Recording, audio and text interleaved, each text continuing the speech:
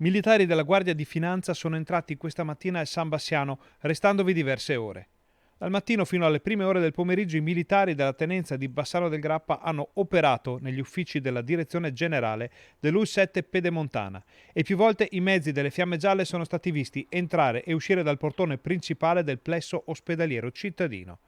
Bocche cucite sulle dinamiche che hanno portato all'ingresso dei militari negli uffici della direzione generale del San Bassiano. La tenenza bassanese non ha rilasciato informazioni, quindi non è noto l'oggetto delle ricerche degli uomini del comandante Alberto Potenza.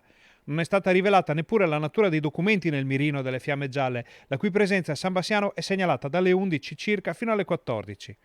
Secondo alcune informazioni pare che i finanzieri abbiano chiesto documentazione di vario genere, anche se non è chiaro cosa sia stato acquisito in via formale durante l'intervento odierno.